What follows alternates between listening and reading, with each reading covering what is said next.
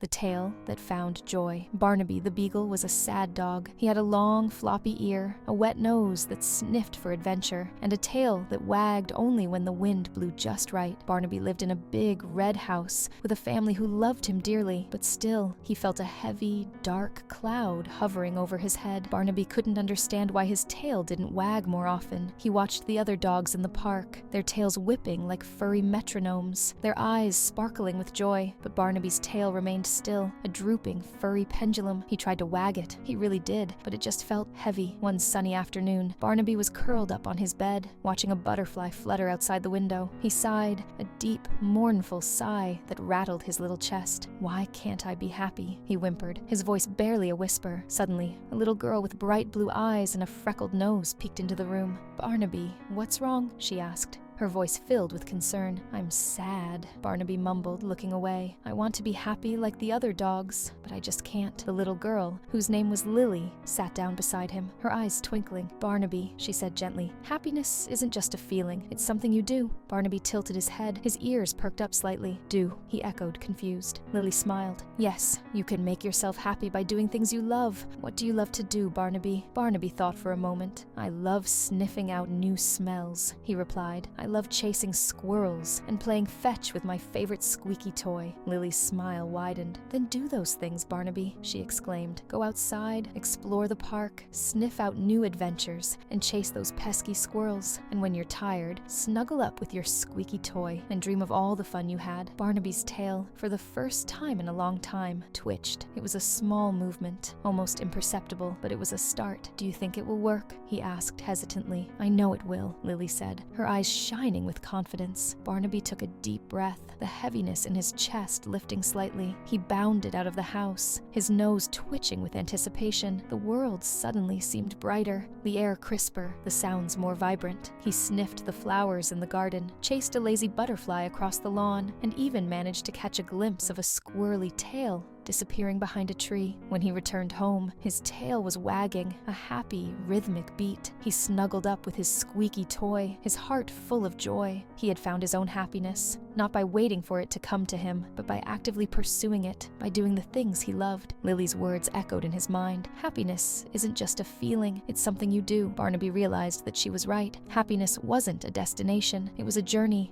filled with adventure, love, and laughter. And he, Barnaby the beagle, was ready to embark on that journey, one wagging tail at a time. Moral: happiness is not something that happens to us. It's something we choose to do. By focusing on our passions and actively engaging in activities that bring us joy, we can create a life filled with happiness and contentment.